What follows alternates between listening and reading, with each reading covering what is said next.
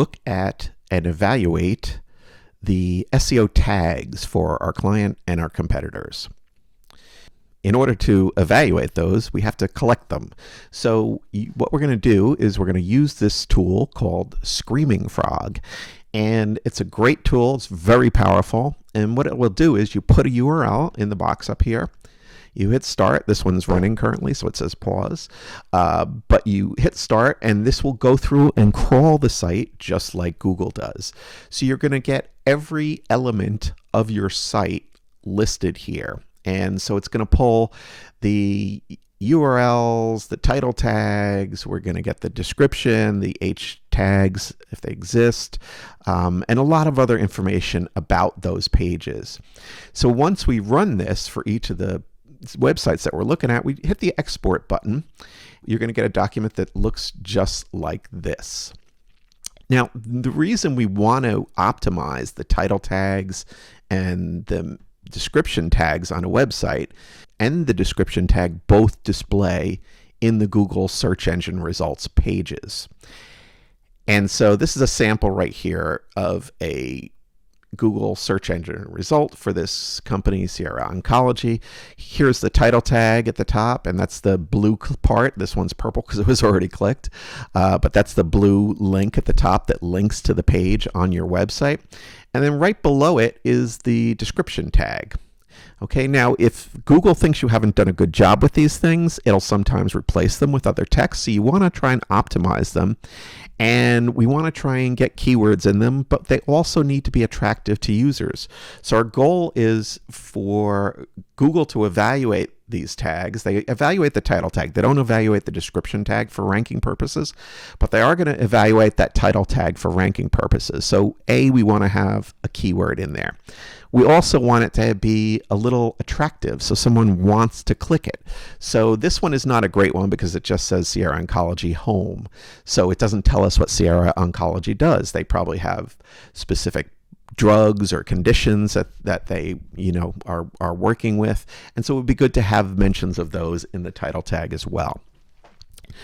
The description is not evaluated for the search engine ranking, but if you do have a term in the description that is searched, so someone searched Sierra Oncology, that gets bolded in the description tag. So again, if someone's searching on a keyword and you have that keyword in the description tag, it will be bold in the search engine results.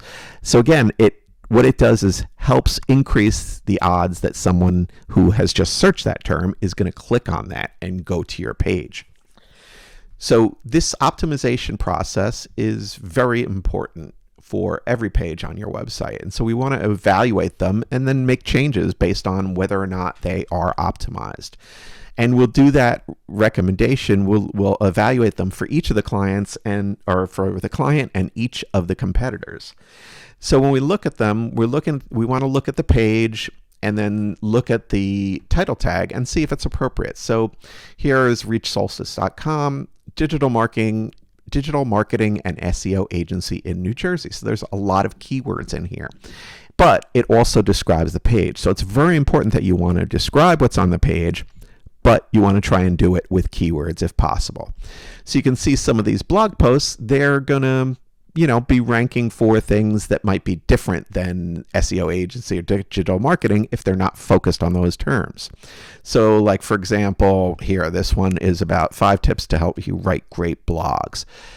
That could be helpful if you're trying to learn how to write blogs properly.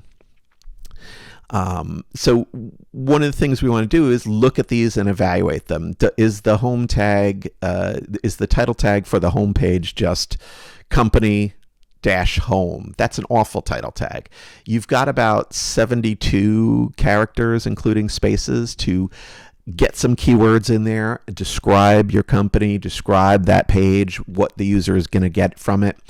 So we want to do all of those things and make these tags be attractive to people, but also helpful in terms of us getting more visibility in Google by including those keywords that we're trying to rank that page for.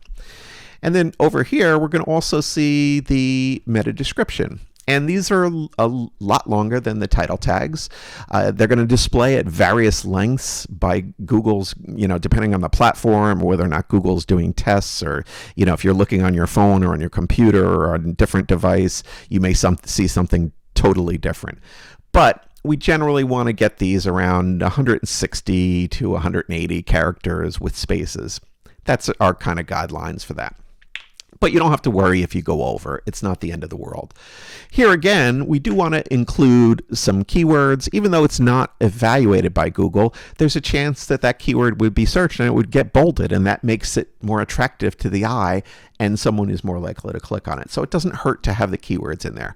But you really want to describe what the page is about. So if you look at this one here, this is an older post, obviously, but don't let your business stay behind in 2017. Bring it up to speed with new ways to build your marketing plan.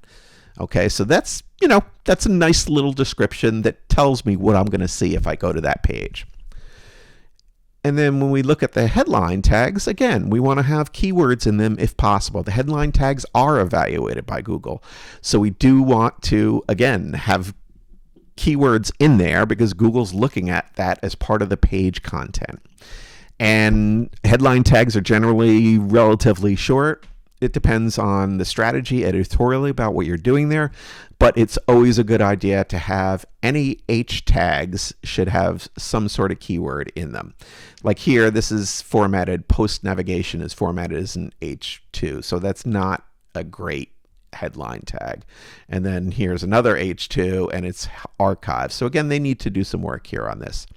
The rest of this document has a lot more data in it, and it's a lot to kind of go through, so we're not going to do that right now, and you really are not going to use it in this evaluation.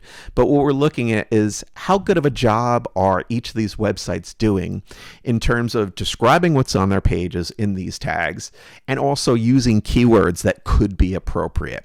And then what we're going to do is evaluate them and basically just give them a grade based on if we think they're good, they're going to get an A. If we think they're, horrible, they're going to get an F. So we want to go through these documents for the client and then put that evaluation into the SEO audit scorecard.